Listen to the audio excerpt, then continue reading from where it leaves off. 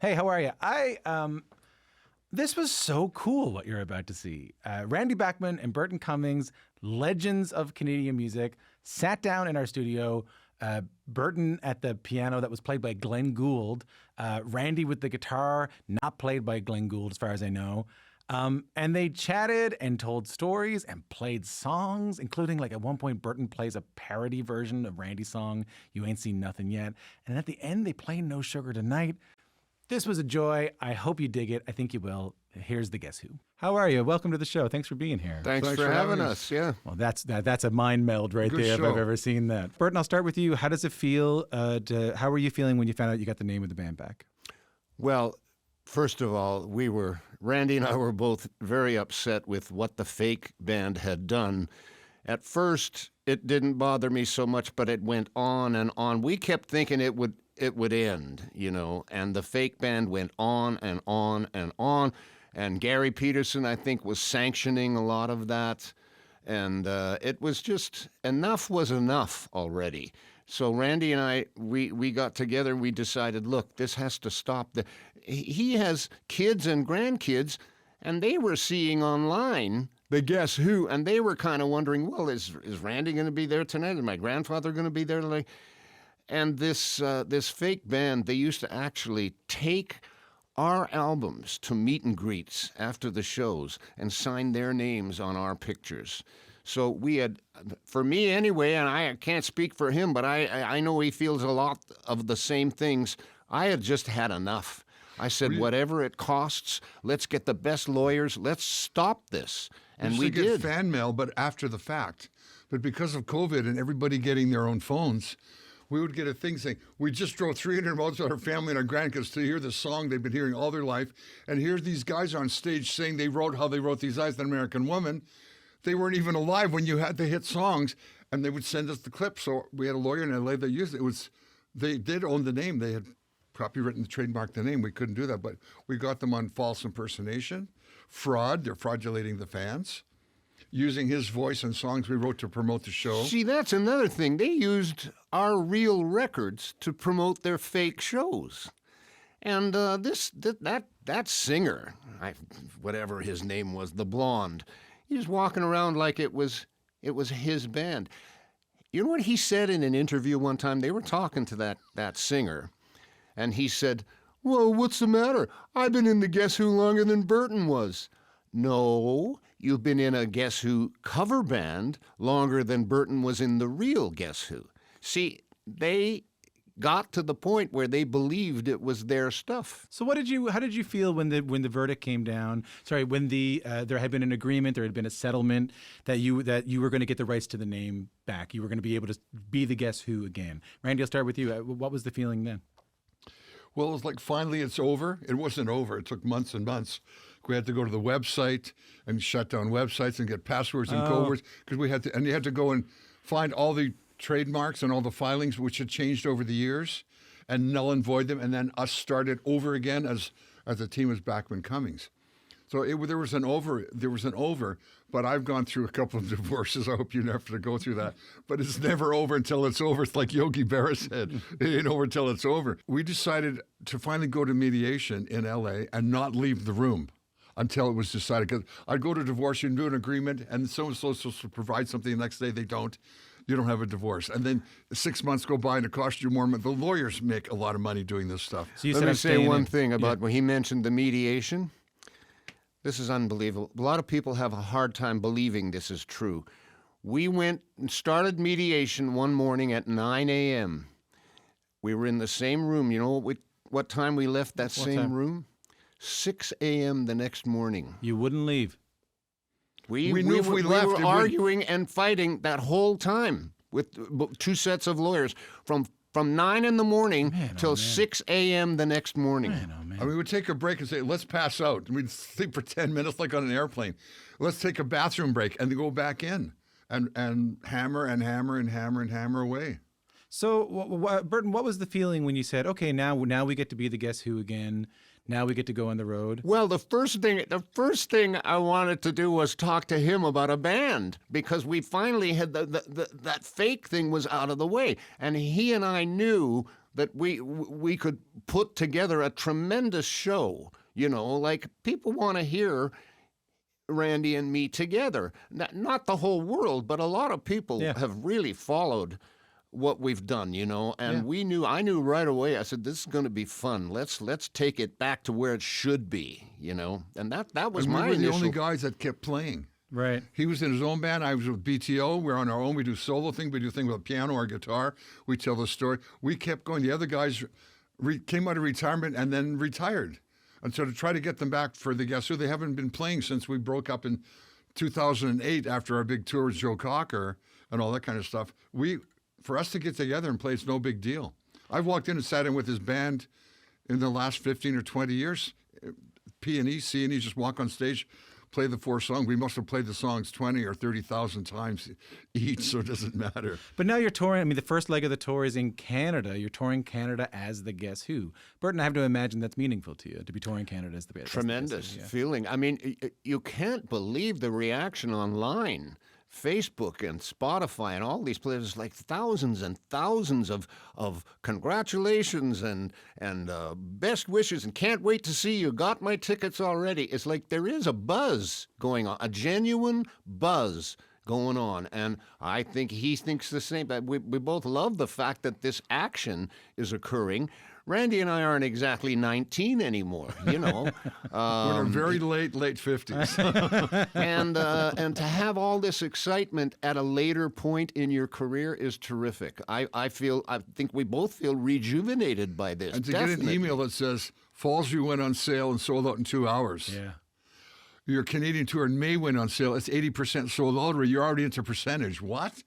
We haven't even rehearsed. Now we're rehearsing. This is a good week here. We're going through the songs. And are you going to rehearsal right after this or something like that? Yeah. So is this the first time you will have the new Guess Who, you guys, with whoever you're bringing with you to play with you? Is the first time you'll be in rehearsal? This week has been the first time that the 6 of us, 7, I don't even, how many are there of us now? 7. I learned to solo overnight that I played on his solo album in 1977. Yeah. A song called Charlemagne.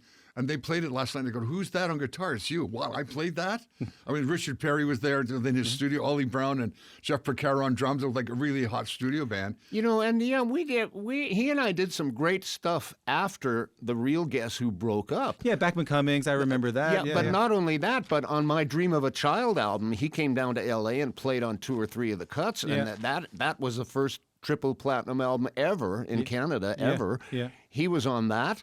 I went up to Washington when. No, I know your cover of "With God on Our Side" that I really love. What? I know your cover of "With God on Our Side," but I've never heard your cover of "Ain't Seen Nothing Yet." He was doing it as a joke. I did it like a big. Well, I kind of did it because he and I weren't getting along at the time. Do you have it there? Do you have it there now? Well, I did it like this.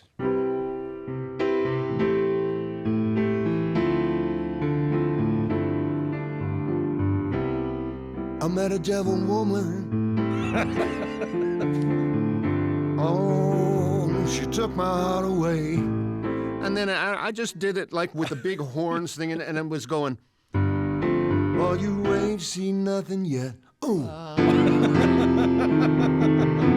And I played that version for Richard Perry, and I said, I'd love to do this because his record was #1 at the time that we were doing my first solo album. So Richard Perry thought it was a pretty good idea because You Ain't Seen Nothing Yet was huge. And so we did it with this big horn section, and a lot of people like it. I kind of did it because he and I weren't getting along at the time. He did a buble of You Ain't Seen Nothing He did Yet. You guys weren't getting along, so you did it to kind of like get a bit of wink at him, a little McCartney back at Lennon I kind of thing. did it like, okay. And that's why I wrote Hey You. Oh, really? Yeah, you think you're going to change the world? I've got no regrets.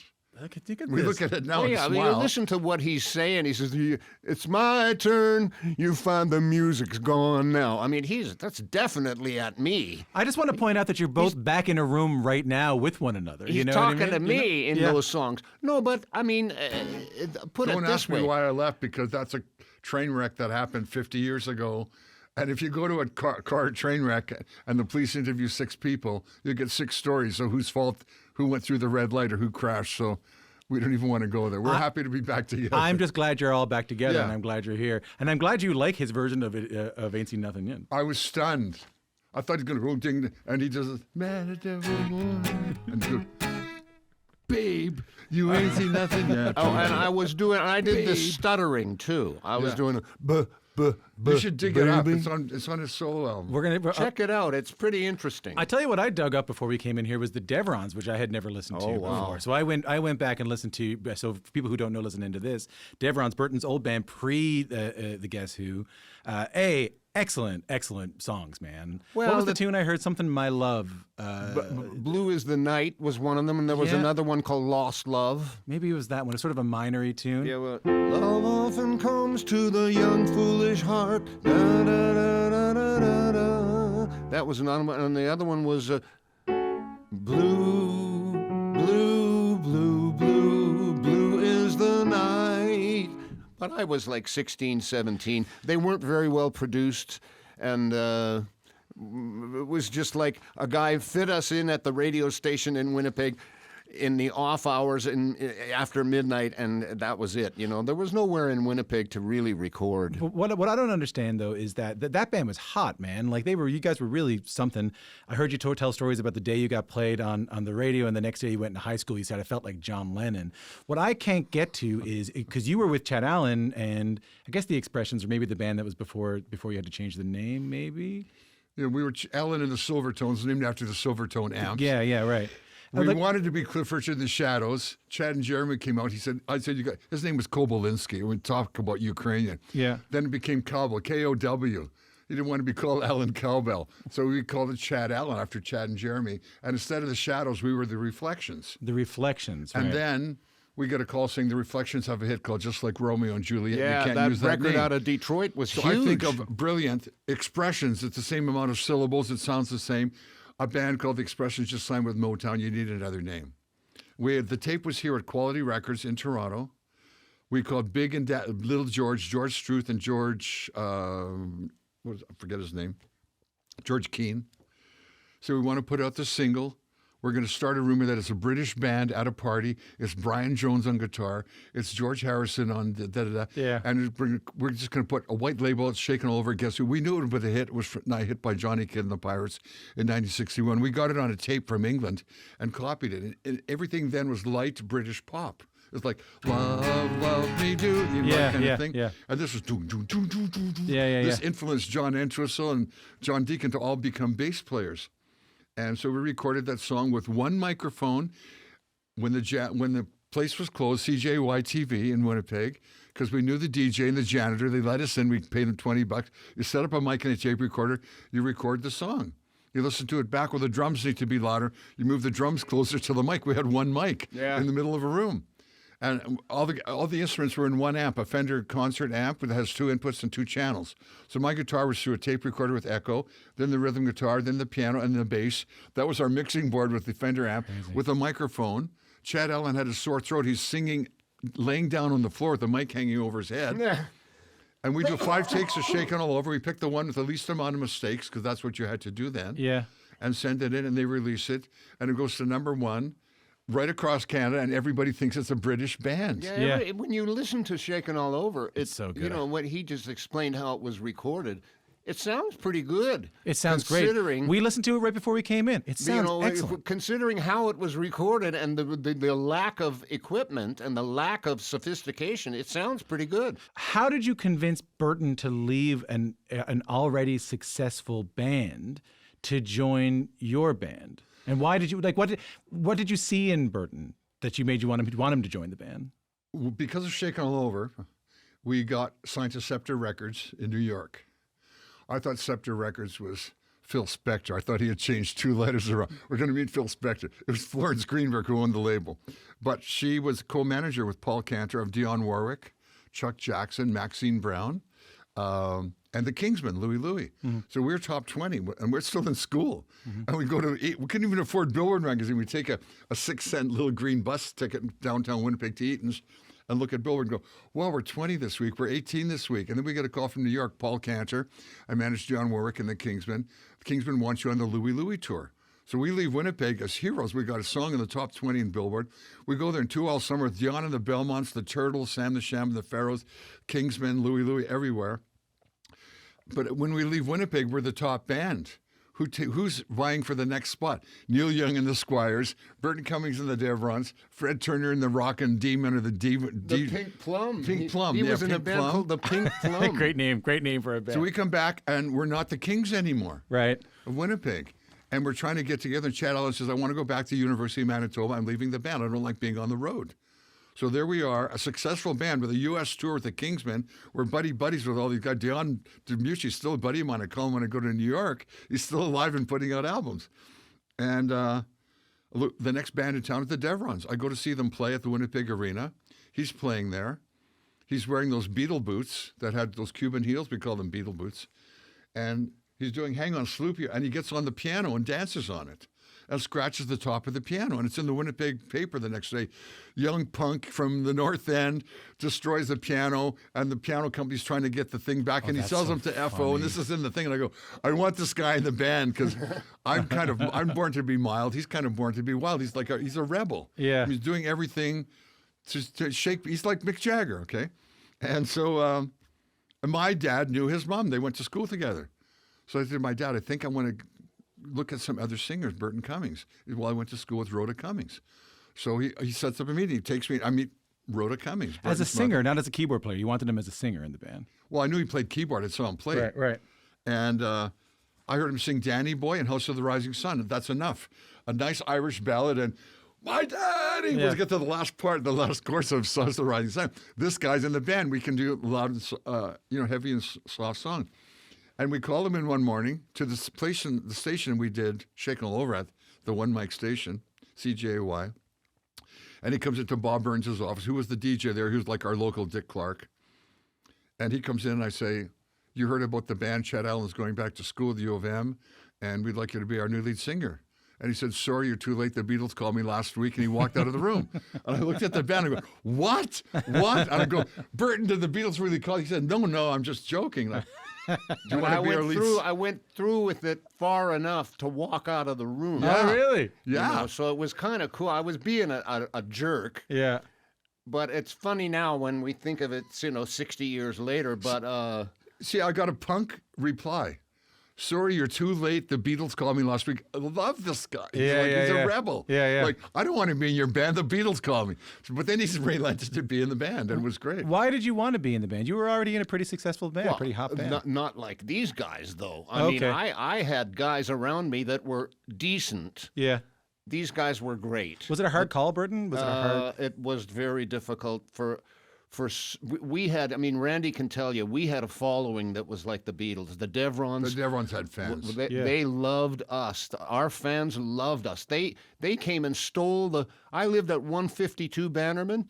Three of the girls came one night in the middle of the night and stole the 152 off my mother's house to have the numbers. They also one time stole the bird bath out of our backyard. Now, I'm 16 at the time, 16, 17. These girls were treating us like we were the Beatles, and we were a lot younger than their band. They were about 4 or 5 years younger. Right. We had the there was older a different crowd. attraction to us than there And when he was to joined our them. band, those same fans toilet papered my house and every tree in my yard like it was Halloween. Because I'd stolen. The Devrons are breaking up. It was like Pete Best Forever, Ringo Never. It was like how people got upset with Pete Best. And here we used to do once the news became public, I still had 7 or 8 more shows to do with the Devrons before I started rehearsing with them. And we used to do this song by the Byrds called "I Feel a Whole Lot Better," and it's "I feel a whole lot better when you're And the gone. girls in the Devrons fan club one night came and stood right up next to us when we were playing, and they were singing, "And we're gonna feel a whole lot better when you're gone." And it was like I was 16, 17. It broke my heart. I bet. It was terrible. But did you like the Chet Allen band? Were you like into that band? What made them? What made them great? Listen, the first night that Devrons ever had a night off when the Guess Who was playing, Ed Smith from the Devrons and I went to see them.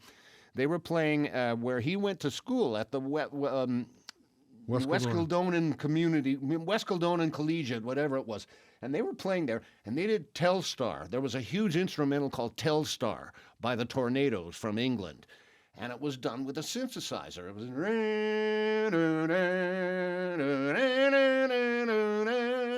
Well, they didn't have an organ, they didn't have a synthesizer, but their piano player, Bob Ashley, was so good, and somebody thought this up. It was so innovative. They did Telstar with Bob Ashley playing it in octaves like this. He went.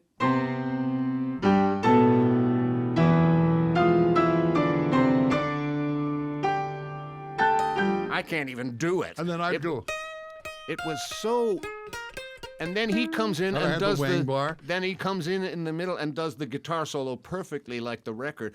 Ed Smith and I are 16 years old, and we're standing there watching this like, who would have thought to do... I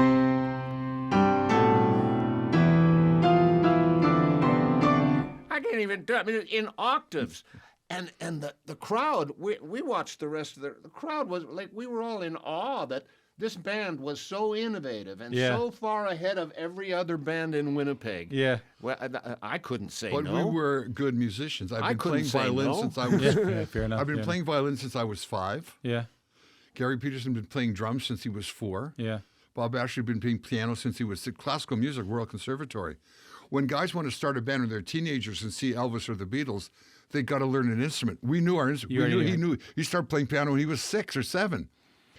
We would just get a record, hear it once, and play it, and say, "Let's copy it, and let's change it, and let's write our own songs." That's how we did it. So Burton mentioned Bannerman Avenue in Winnipeg is where you were living. So that famously Saturday mornings you would go over to Burton's mom's house and you guys would write songs together. Randy, I'll go to you first. Paint us a picture. Describe us what it was like going into Burton's mom's house to write these songs. What did the house look like? What did you feel when you walked in there? I felt in a way I was at home. Yeah. He lived with his granny, Kirkpatrick, who I loved dearly. Yeah. And she would old Irish lady, wonderful spirit. Always, there'd be this smell of cinnamon. She'd be baking us cookies. And at about 2 in the afternoon, because we'd start at 10:30 or 11, bring us out some cookies and some 7-Up, and we'd have our little snack, finish up the song, go home and have a shower and change, pick him up and go do our Saturday night gig. It was just incredible. And we would spend all week listening to the radio. And a lot of times in Winnipeg, you listen to WLS in Chicago or WNOE New Orleans because of AM radio then, 50,000 watts. You would get it with a little rocket radio. Neil Young did the same thing, a little rocket radio in your ear. Your parents don't even know you're listening to the radio. There's no speaker. It's in your ear. And when you hear this great music and try to trade music, and did you hear this? And let's try this song. And here's the thing called blues. Yeah. You know, that kind of thing? Yeah. All that kind of stuff. And it just shaped our lives, living in Winnipeg and having the 3 stations, CKY, CJOB, and CKRC. Because each station had a DJ who adopted us as his band. So when he was on the air from 4 to 7 or 7 to 10 at night, I'm hosting the Devrons at St. John's High tonight. And he would go there and play records, and in the middle they would play for an hour. Or PJ the DJ, Peter Jackson, who was our mentor, or Dennis Corey, Dino Corey. I'm with the Guess Who or Chad Allen Reflections Those at were so-and-so high school. Great days when the big stars from the radio stations would come and MC our local shows on Friday and Saturday night. Yeah. It was a big prestigious thing for us. And so you would either line up with CKY or CKRC, and there were definitely CKY bands and CKRC bands. And there was a huge rivalry between the radio stations, and that's why we heard so much music growing up. They had different formats. 3 stations, all competing for 400,000 people. 3 stations, and there was nowhere else in Canada like that. Well, Vancouver didn't have anything yet. It was a folk city at that time. Yeah. Toronto was all R&B with horn bands with flashy suits. Montreal was all francophone music. There was nothing in Alberta yet. Yeah. But Winnipeg was rocking and rolling. We were hearing stuff from Australia and Germany and England. So this was my question, because I was reading an interview from the 80s where, Burton, you talked about how you and Randy had an easier time writing songs together because you had similar influences. You listened to the same music. And here I was thinking, well, didn't everybody have the same influences back then? No. Didn't everybody listen to like Buddy Holly and Elvis and the Beatles? But what I'm hearing is you guys were not only hearing very different music than everybody else, but you were both hearing them together. Like what? What were you hearing that made it easy to write songs? Well, first of all, we both loved the Beatles. Yeah. And we both loved Thomas and Schumann.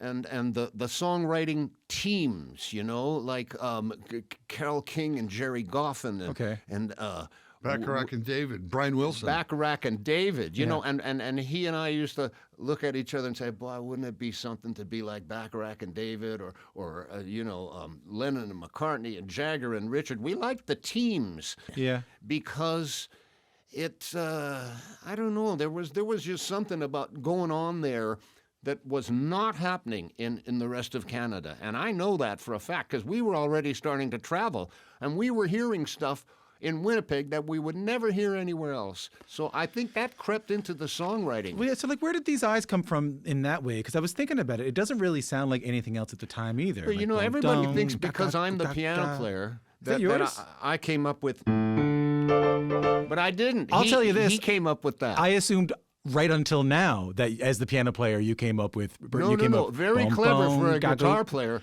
For a guitar player to come up with. And I said, wow, that's really cool. Major 7? C major 7. Where did you come up with that, Randy? How did you get that? When he joined the band, it was so rough in Winnipeg, we decided to leave Winnipeg. We went to work in Regina for the summer. We had a guy there who would book us out at some little beach which was on a lake and was a buck to get in the dance. We went there starving. We all stayed in the Westward Ho Hotel. 7 guys in 2 rooms, by the way. Classic. I've done it. I know. We'd flip the coin. The winner would get the cot. Yeah. The other guys have to sleep together in a bed. And the glamour of it all. We had a couple of nights off. And we would always go to the 4D, the Fourth Dimension Club. And there was one in Regina, one in Winnipeg, Thunder Bay, and its counterpart, which was the Riverboat in Toronto. So folky acts would come and play there. And we see this thing that Joni Anderson, who's now married Chuck Mitchell, is now playing a gig at the 4D. And she's the new Gordon Lightfoot. She tunes her guitar like a jazz piano, like Bill Evans on guitar and all kinds of things. She's got this great voice and writes great lyrics. So we go to a Joni Mitchell concert there. And the place is sold out, and there's an empty table that's pre-booked. And these 2 good-looking chicks come in and sit at the table. And I'm a very shy guy. The Bachman family was all guys. I had 3 brothers. All my cousins were guys and everything. I didn't really know how to converse with a girl. So I said to Jim Martin, who was our road manager, who's like a big woman's chick, a woman's guy, you go maybe sit with those 2 girls and don't talk to the brunette, just talk to the blonde. And if you can sit at their table, call me over, introduce me, and then leave the table. So he calls me over. This is Lorraine. This is Laurie. They're sisters, but they look different. One was blonde and blue-eyed. The other was dark. The dark one was Miss Regina Rough Rider that year. I didn't know that. But they were really good-looking chicks. And so he leaves me at the table, and I say, can I drive you home? I've got a car. They say, well, we're sisters. We live in the same house. Great. Okay. I take them home. It's on Angus Avenue in Regina. And I'm brave enough to say, I have tomorrow night off. Do you want to go to the movies or something? Sure. So I go to pick her up. I go put it in the living room. There's no TV. There's no radio. There's a little lounge piano, a big plant, and a couch. And I'm sitting there. And I'm early. I take 2 little dandelions. I can't afford flowers. Our first date. And she's late. And her brother comes down and says, she's got to run in her stockings. I don't care. Don't wear stockings. I've got to go get her a new pair of stockings. And so I go over to the piano. And I'm waiting. And I go, bum, bum, to these arms. I go, these arms long to hold you. These arms are waiting for you. And I played for him, and he goes, that's the second line. The first line has to be these eyes. And I go, no, it has to be these arms. I wrote it around no, let's do these eyes, cravinate, these arms long to you. Okay, I'll give in on that.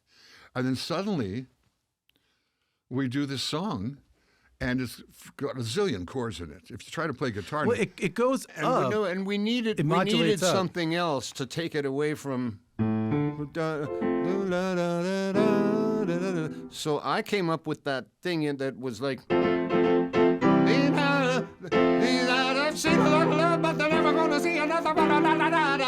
I came up with that busy part in the middle to take it to somewhere else from the so it needed something else more dramatic. We came up with that whole thing. But that was really a co-write. Like, we were both putting little pieces here and there, and then all of a sudden it sounded finished. The bass line written by Lenny Bro. Oh, really? Because I go to him and say, we're going to New York to record this song with Phil Ramone in his studio and everything. He said, well, when you do this chord, Put a G on the bottom, so it's Oh yeah, a little 5-5-5-1. Yeah. go up one, then go. We never played that on guitar. Piano we play in rock and roll, and we doing this thing. And we kept going up a key. We would go from like to the next one, to the next one. It kept going up. And then we look at each other and go, let's just go up one more. Back to the original key. These eyes. Yeah, so after this giant thing where we're yeah. going up a whole step. But We go up that's a half a okay step. because we got to the original. I couldn't have sung any higher anyway. You're pretty high up in that one, man. I you are, have you know. reached Yeah. my limit It's a Roy already. Orbison song. Yeah. Burton, you've said there's life before these eyes, and then everything changes after these eyes. Tell me what you mean by that. Well, we released, I think it was when I joined the band, from the time I joined the band until These Eyes, I think we released 7 or 8 singles. It might have even been more.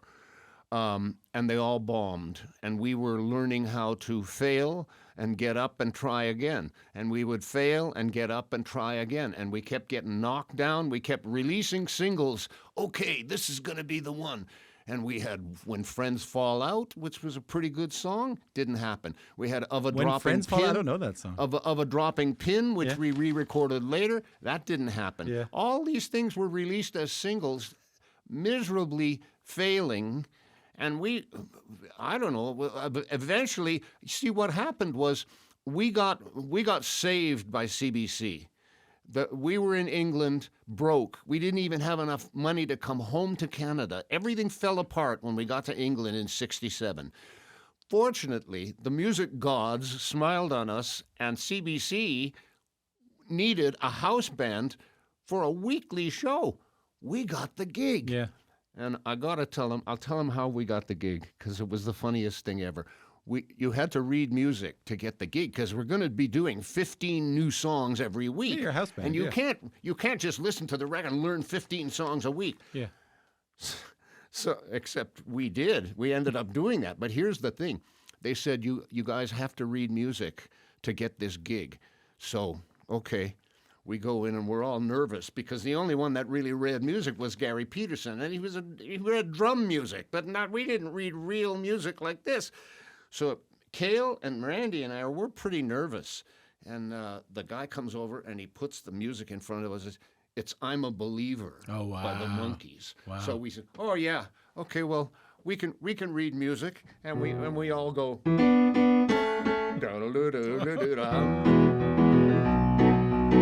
And we pulled it off. They thought we could read music. They said they could read music. Because we had already done "I'm a Believer," and we knew it perfectly. And I think we did Solitary Man, Neil Diamond, or Last Train to Clarksville. We did all these songs. And Larry Brown, the producer, came out and he said, "You can't read an effing note, can you?" I said, "No." He said, "But you got the gig. Not only you play the music, you sound like the record. Because when you're a high school band, you're playing the dances. Yeah. You got to sound like what's on the radio."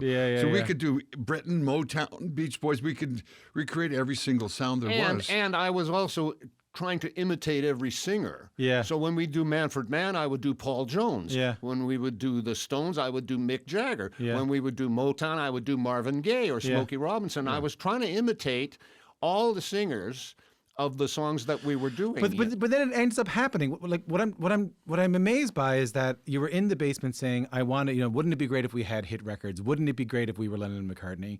Like it happened. Like what did it feel like? I don't think I have another question besides that. Like what do you remember about when These Eyes happened, when it broke, when it hit? I remember one instant when he and we were going to New York to do our second album. The first one was finished, Wheatfield Soul. We were going to New York to record Canned Wheat, our second album. You and Randy. Pardon me? You and Randy were going to New York to do the second record. Guess who? Yeah. To do Canned Wheat, the second album. And he and I are on in a limo on the way in from New York Airport, and you could see the Empire State Building and the Statue of, not Statue of Liberty, but the skyscrapers are all visual, and we're coming across the bridge, and the guy has the radio on in the limo. And These Eyes comes on. And at the end of it, and Randy and I are looking at each other. There's New York City, and that's our record on the radio. And at the end of it, the guy comes on and says, "Hey, that's that great new record by that group from Canada, the Guess Who, with These Eyes." And I remember thinking, goodness gracious, maybe we've made it. You know, I was thinking to myself, wow, I think maybe we've made it. It was like so shocking to me. I bet. Randy, do you remember that? Yes, and these I came out, got a minimum of airplay and then stopped. Then Rosalie got it in CKLW and started to play. Then it got a big thing in Detroit. Then we got a call, do you want to spend some money? And I hired an independent record guy named Harvey something in Detroit, and he will take Rosalie's airplay and go to Cleveland and Toledo, and there's a whole chain of 7 stations that'll play these eyes, and then might go over to Pennsylvania and then New York. And then we had to come up with some money to pay independent promotion guys. Then this guy Harvey broke it for us. Then he was sent to LA to be the LA guy. Do you want to spend another 10 grand? Between Rosalie Trombley playing our stuff, and then from then on I sent Rosalie every album. Yeah, this would be your single. Yeah, not that she liked it the best. This will get the most airplay, and this DJs will play this. This is better to fit into the morning drive or the afternoon drive. She would pick She picked Edward Bear and all the BTO stuff. She picked Blue Collar from our first album. It's just totally rock except for one jazz song. She said, nobody's going to play rock by you guys yet. Play this jazz song. It's weird enough. So the story I heard is that. Can I say one quick? Please. Because you asked about what did it feel like with these eyes. How about that when we found out American Woman went #1? We were in Milwaukee on a big, long tour. In those days, Wednesday was the big day because Wednesday was the day you found out the new Billboard numbers for the following week's chart. We're in Milwaukee, and we get a phone call about 4 in the afternoon. We're in a Holiday Inn downtown Milwaukee somewhere. Said, boys, American Woman just went #1. And we're competing with the Beatles. Let It Be, I think, was out at the time. Yeah. Jackson 5 was out. All these incredible, huge names were in the top 10, and we had gone to #1. And I don't know who phoned who, but the 4 of us got together. We got on a bed in that Holiday Inn, put our arms around each other like we all turned into 9-year-old girls meeting in sync. You know, we had our arms around each other's shoulders, and we bounced on the bed up and down, yelling and screaming until We're the bed #1. till the bread We're broke. #1. What a the dream. bed caves in, we go to the other bed. It's a twin bed. We're #1. I mean, it was really hard to believe because bet, man. we were That's so glued to cool. Billboard all the time. That's so we cool. knew who was #10, who was #8, who was #47, who was #99, who was bubbling. The Billboard was the Bible in those days of the record industry, and we just found out we had gone to #1. And how about this? It stayed there for 3 weeks. We were #1 for 3 weeks. It's so cool. For guys from the north end of Winnipeg, suddenly to have that happen, unbelievable. The story I heard was that after these eyes, you were like Burton. You were worried that like we don't want to be trapped in the ballad loop. Oh, well, so was he. We wanted to be a rock and roll Yeah. band. And then they say, the label says to you, come on, one more ballad, right? And then They said, they're not going to play rock by you guys. You need another. Radio is waiting for another These Eyes. You know, it was Wednesday in Your Garden. It was a very similar song. Ben McPeak had also done these strings. Yeah. And that. And the copyist for Ben McPeak, by the way, was Bob Ezrin. Oh, he cool. wrote all the music. Cool. Who I think is producing Blue. Who's I mean, he produced Deep Purple right now. Oh yeah, I mean, he produced everything under the sun. You know what I mean? You know. So hold on. So then what? You guys are like, okay, well, I'll relent. I won't write. Well, rock we're song. driving across Canada. We got a gig in Winnipeg to Victoria or Nanaimo, and all we hear on the radio. Then you had a little radio. We had a bus, and you hear the radio. And as you leave town, the radio goes till you get to the next Regina, and then you hear the song. I kept hearing this. In the event of something happening to me, there's something. The Bee Gees Bee song. Gees, yeah. So I New figured, York mining I started disaster. These Eyes with this piano thing. I want to start the song with piano. So I'm there on the bus going, and I changed it to, and he was just playing Give Me One Kiss and I'll Be Happy, the Dave Clark 5. Yeah, Also, because- it's, Can you give us a little bit of that again? We weren't recording when you were playing that. It's right that I should care about you. also do it again. It's Heavenly Shades of Night are Falling. It's Twilight Time. Yeah. So we take this thing. And Raining in My Heart by by Buddy Holly, I right? should cry, but I'll love them. Yeah. Same chord. Took Burt Bacharach chords. Lenny Breau chords. It's all jazz chords. So which I had But got then- from here, Burt Bacharach. I also heard that Rod Argent toured with Dionne Warwick in England. That's where he got all the stuff for Tell Her No, and all the zombie stuff was from all the Burt Bacharach songs. So hold on. So when does who starts writing Laughing then? Well, he We had started that on the thing. He bus. started it with. And I Reverson don't know has a song called somehow Crying. we got to the center of it, and we wanted to go somewhere else, like good songwriters should.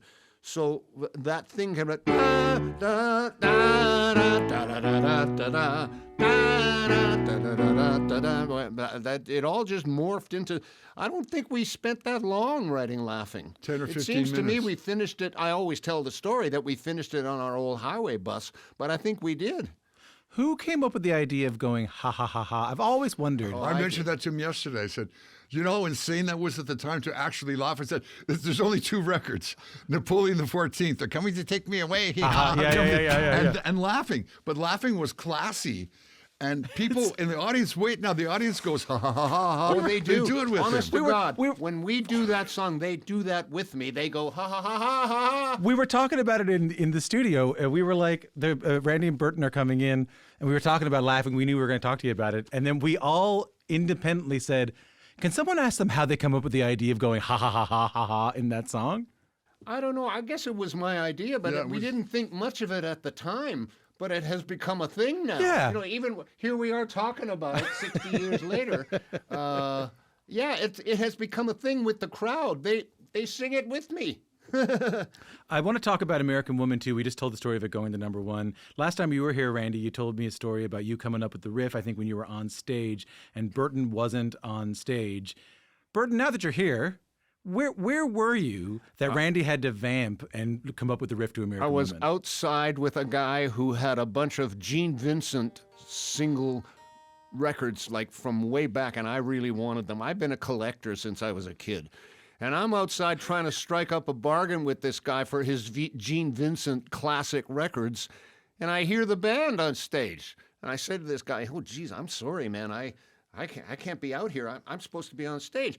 And already is... So you just come up with that? You just- No, I'd broken a string out of 59 Les Paul. yeah. I'd broken a string. We had no tech, Yeah. no tuner, no spare guitar. Yeah. We take a break. We used to have 3 sets. We'd been playing the States, which is a short gig.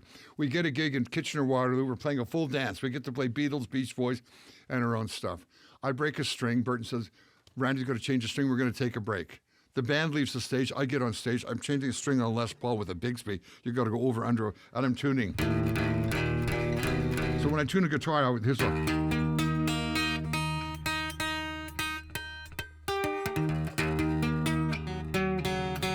So I always tune a guitar like that. Oh, over a big E Yeah. major. You get all the ring on, then Yeah.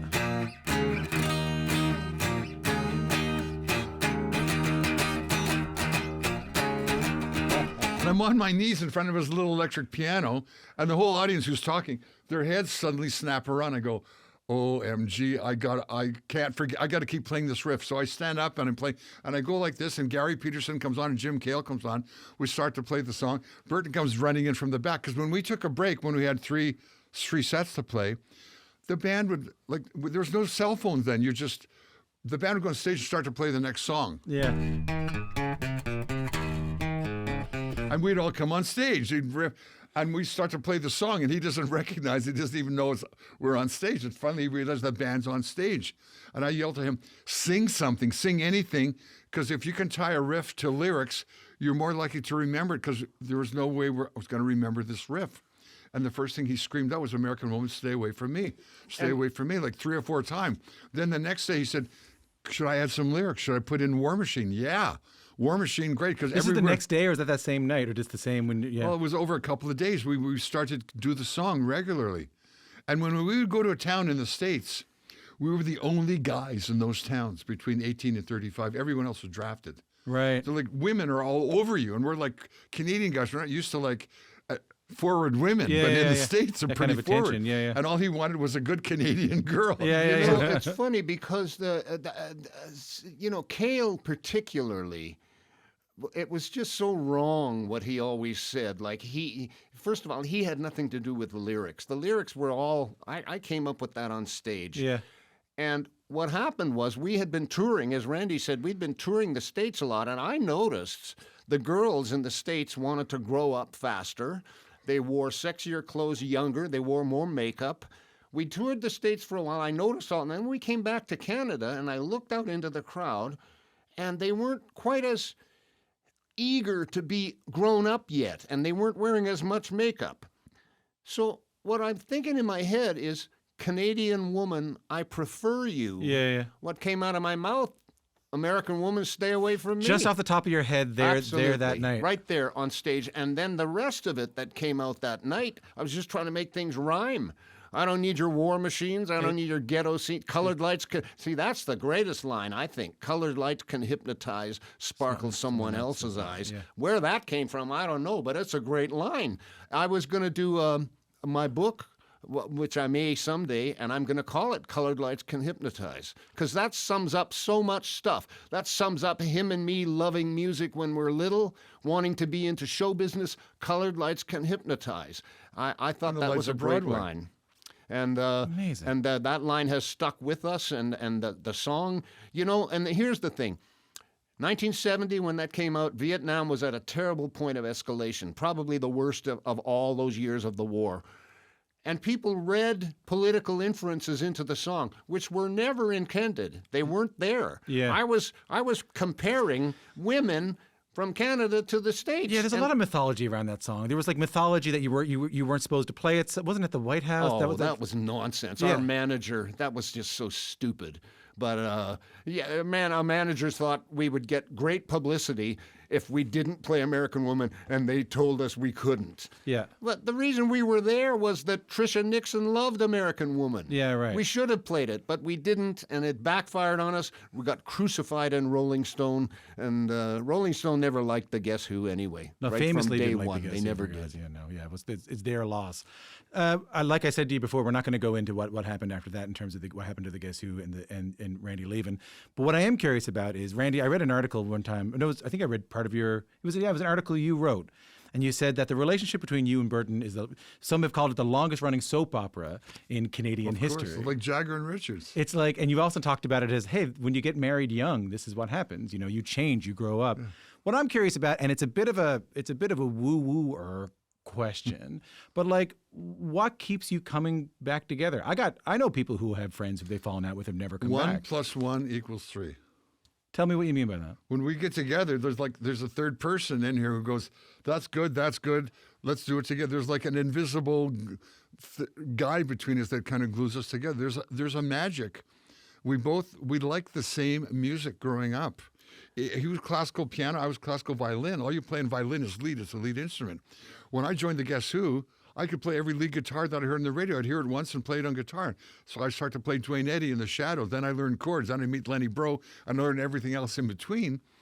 And I learned a vocabulary from Lenny Breau when I was 15 and 16 that I still go to today. Yeah. Like French immersion. I had Breau immersion, right? And he's doing Tal Farlow, Barney Kessel, Chet Atkins. He's doing all these albums. And I'm learning album cuts.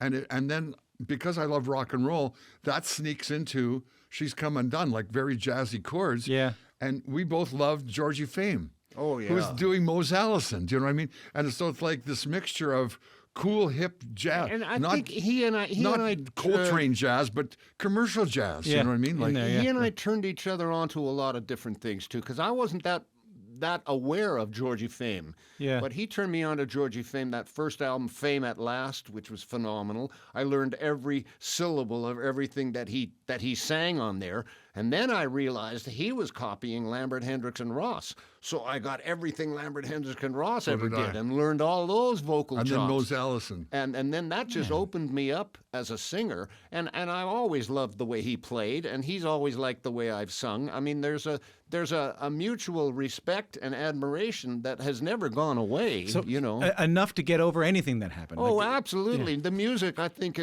overrides everything. The music... Look at what I've had people tell us that they've played our songs at their husband's funeral, or they lost a child in a car crash and they've played it at the funeral. And what these songs mean to people is beyond what Randy and I would even ever know. We can't ever know. The trickle-down effect of hit records is infinite. It goes on forever. I'm glad you're back on the road as the Guess Who. Any chance of new music from you guys, or what do you think? Oh, that's Do later you own on. do you own a record label? Yeah. Is there a deal out there somewhere? Later on, let's get the shows under our belt first. But I'll tell you, we've been rehearsing this week. It sounds great. We've got real Sounds great. vocal power now. You know, there's 7 of us all together. 7 of us on stage. 6 of us are singers. Pretty good. So it's, when we do Let It Ride. The one who's not a singer is me. Yeah. when we do Let It Ride, all those great voices of goodbye. Yeah. I lied. They were doing Don't some BTO cry. songs too. And you hear these layered voices. It's like, oh man, that's like the record. We've got the voices now, and 3 guitar players in the Guess Who. Yeah. There's only ever been Allman Brothers, Leonard Skinner, Yeah. and Moby Grape. Yeah. Those are the only 3 bands that ever had 3 guitar players, and now we do. I'm hoping before you go, you might just give me a little taste of the song. My favorite Guess Who song. Can you give us a little bit of No Sugar Tonight before you go? You guys been working on that at all? Sure. Sure. What key you want it in? Really. Oh, I'm tuned down. That's right. Do you want a cabo? Okay.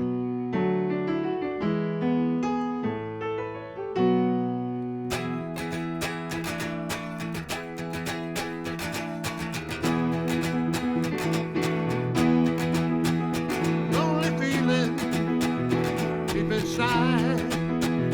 Find the corner where I can hide. Silent footsteps drowning me. Sudden darkness that I can see. No sugar tonight in my coffee. No sugar tonight in my tea.